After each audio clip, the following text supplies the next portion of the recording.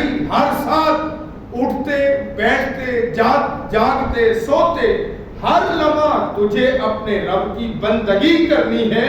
کیا مطلب؟ فرمایا سوتے ہوئے بھی تو اپنے رب کی نافرمانی نہیں کرے گا، جاگتے ہوئے بھی اپنے رب کی نافرمانی نہ کرنا تو ایک طرف، اس کے بارے میں سوچنا بھی نہیں ہے، گمان بھی نہیں کرنا ہے۔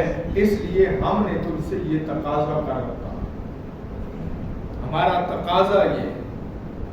جب ہم نے یہ تقاضا کیا اور تو اس پر پورا اترے گا، میں ان الذین یخشون ربہم بالغیب، فرمایا وہ لوگ جو اپنے رب کو نہ دیکھ کر بھی اسے ڈرتے ہیں، یخشون ڈرتے ہیں، اس کو دیکھا نہیں ہے، فقط سنا ہے، اللہ اکبر، فقط سنا ہے، ان اللہ علی کل شیء قدیر، فقط اپنے نبی کی زبانی یہ سن رکھا ہے وہ رب جلالت والا ہے، اللہ لا الہ الا هو الحی القیوم، فقط سن رکھا ہے من ذا الذی یشفع عندہ الا باذنہ، فقط اتنا معلوم کر رکھا ہے کہ وہ رب اتنی جلالت والا ہے جس کی بارگاہ میں کسی کو دم مارنے کی جرت نہیں ہے، بڑے بڑے اس کی بارگاہ میں کانپتے ہوئے نظر آئیں گے، حتیٰ کہ انبیاء کرام کے پاس بھی جب لوگ جائیں گے تو وہ یہ اعلان کریں گے، لوگوں آج ہماری نہیں کسی اور کو سنی جائے گی۔ عیسیٰ علیہ السلام دربار رسالت محمدی صلی اللہ علیہ وآلہ وسلم کی طرف نمائندگی فرمائیں گے، نشاندہی فرمائیں گے، نمائندگی کریں گے کہ اس دربار کی طرف چلے جاؤ۔ فرمایا من ذا الذی یشفع عندہ، اس نے اپنی جلالت کا اظہار کیا۔ تو فرمایا جب انسان اس رب کو نہ دیکھ کر بھی، ایک تو ہوتا ہے نا کہ سامنے آفیسر ہے، جلالت اس کی اپنے موجود ہے، اس کا سٹیٹس اور عہدہ اس کے سامنے ہے، وہ اپنے آفیسر کے سامنے، اپنے استاد کے سامنے، اپنے پیر کے سامنے، اپنے باپ کے سامنے سر تسلیم خم کر رہا ہے۔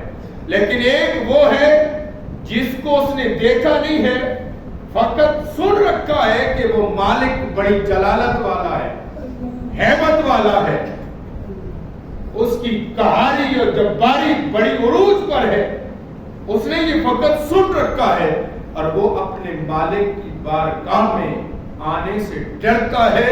ان الذین یخشون ربہم بالغیب، اس نے اپنے رب کو دیکھا نہیں ہے پھر بھی ڈرتے ہیں۔ تو فرمایا پھر ان کے لیے انعام کیا ہے؟ لہم مغفرہ، لہم مغفرہ، پہلا انعام یہ ہے ان کے جانے انجانے میں کی ہوئی ہر غلطی رب معاف کر دے گا۔ لہم مغفرہ، یہ جو لفظ مغفرہ ہے اس کا معنی ہے کہ بخش دینا، اور بخشنا کیا ہوتا ہے؟ بخشنا کیا ہوتا ہے؟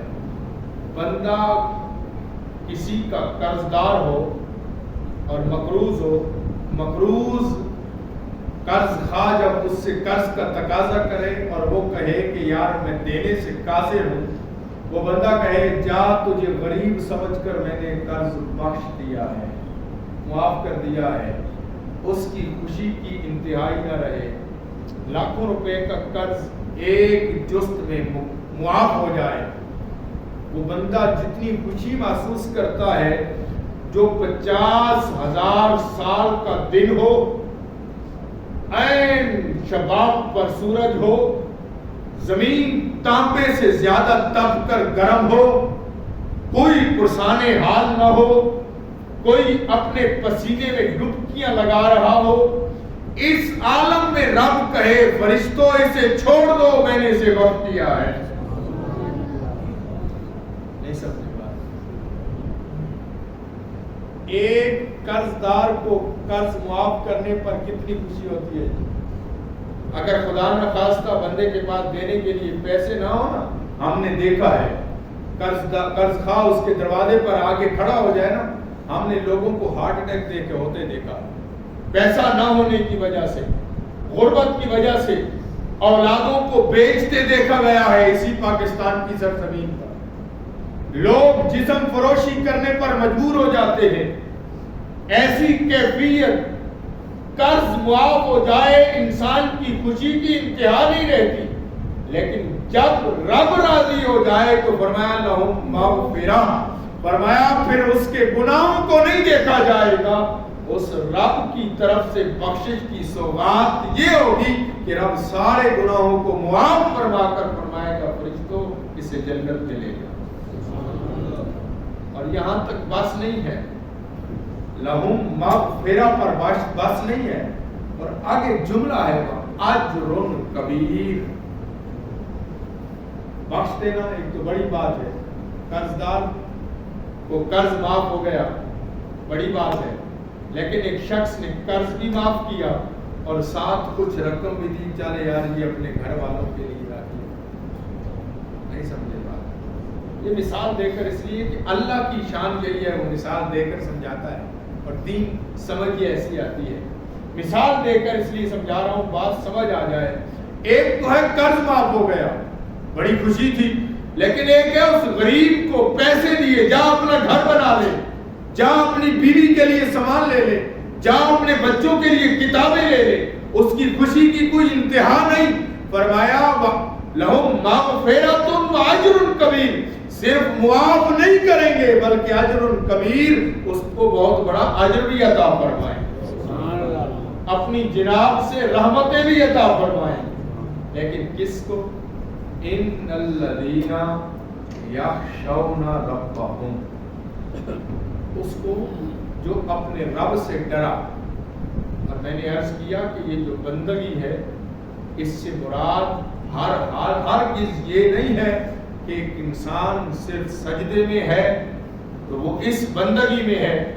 بندگی اس چیز کا نام ہے کہ انسان اٹھتے بیٹھتے سوتے جاگتے ہر لمحہ اپنے رب کا فرما بردار اور غلام بن کر رہے، اطاعت شعار بن کر رہے، ہر وقت اس کے ذہن میں یہ بات سوار ہو، میرا مولا مجھے دیکھ رہا، میرا رب مجھے دیکھ رہا، میں اپنے رب کی نظر میں ہوں۔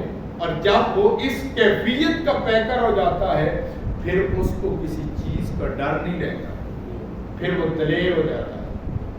حضرت سعد بن معاذ رضی اللہ تعالیٰ عنہ صحابی رسول ہے،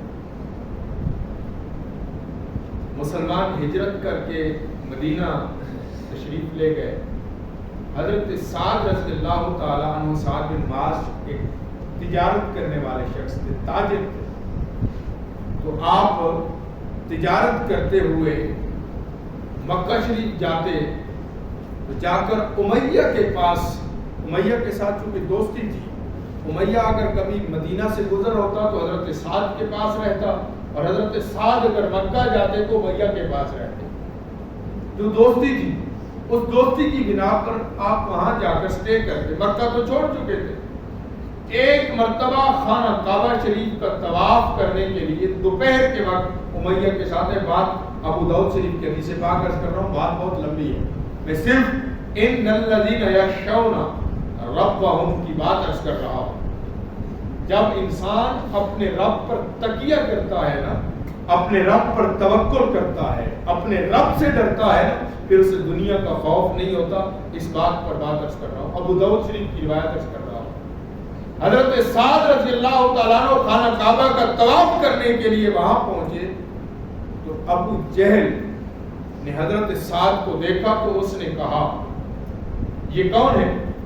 تو حضرت سعد کے بارے میں امیہ نے کہا کہ یہ سعد ہے، تو اس نے کہا اے امیہ یہ بے دین خانہ کعبہ میں معاذ اللہ، اس نے حضرت سعد کو بے دین کہا، یہ بھی بے دین خانہ کعبہ میں آیا ہے، اگر تیرے ساتھ نہ ہوتا تو میں اسے قتل کر دیتا۔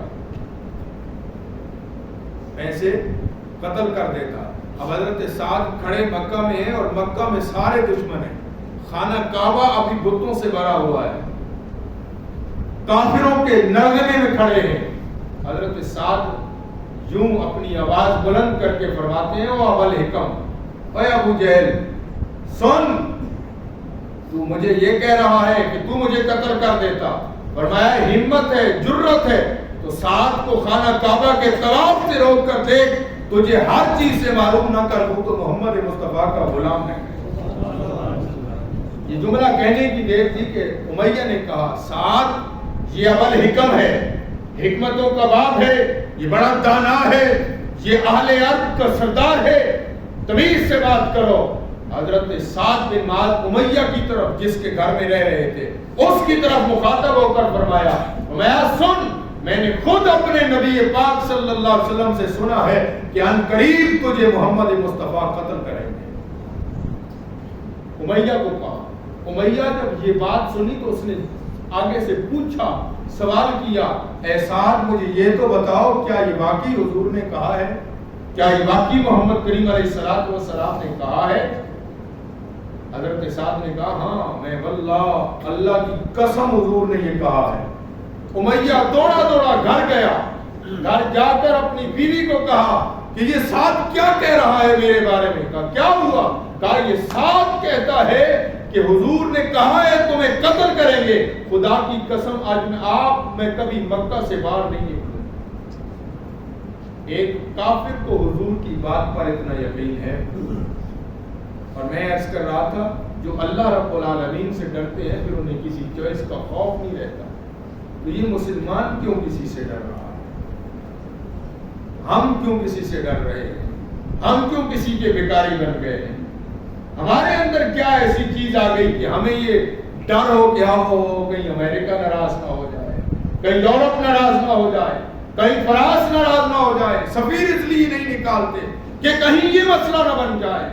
اہل اسلام اس وقت تو اسلام کے پاس ظاہری طاقت ہی کوئی نہیں تھی, تلوار ہی کوئی نہیں تھی, افرادی قوت کوئی نہیں تھی. اب تو تم ایٹمی طاقت بھی ہو, اب تو تمہارے پاس اسلحے کی فراوانی بھی ہے, اب تو تمہارے پاس ثروت بھی ہے, دولت بھی ہے, اعجاز بھی ہے, اب تو تمہارے پاس وقار بھی ہے, اب تو 57 اسلامی ممالک بھی ہیں. پھر مسلمان کیوں ڈر رہا ہے؟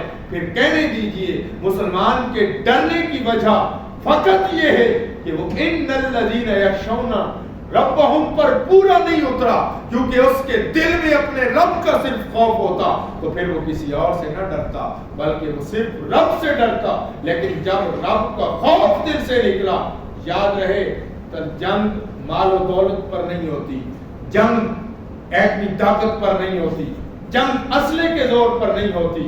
یہ بات ذہن میں رکھیے کہ کافر ہے تو کرتا ہے شمشیر پہ بھروسہ, مومن ہے تو لڑتا ہے بے تیغ سپاہی. رب پر توکل اور تیقن اور یقین کے ساتھ انسان کامیاب ہوتا ہے. اور آج ہماری گہرائی, ہمارے گرنے کی وجوہات میں سے ایک وجہ یہ ہے ہم نے دین اسلام کا دامن چھوڑ دیا ہے.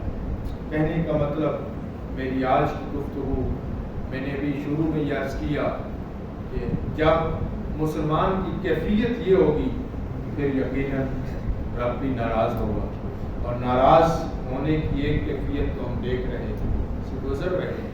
اللہ تعالیٰ ہمیں معاف فرمائے. آج کا جمعۃ المبارک ہم نے یوم التوبہ کے حوالے سے منانے کا پروگرام بنایا ہے. نماز جمعہ کے فوراً بعد انشاءاللہ سنت اور نوافل ادا کرنے کے بعد ہم اجتماعی طور پر دعا بھی کریں گے, اور ساتھ 2 رکعات نماز نفل توبہ کے پڑھیں گے. جو آپ تشریف رکھنا چاہیں تو یقیناً اپنے رب کو منانے کے کچھ بہانے ہیلے کرنے ہیں, اور یہ ایک ہیلا ہے اپنے رب کی بارگاہ میں التجا کرنے کا. تو اب آپ نماز جمعہ کے فوراً بعد انشاءاللہ ہم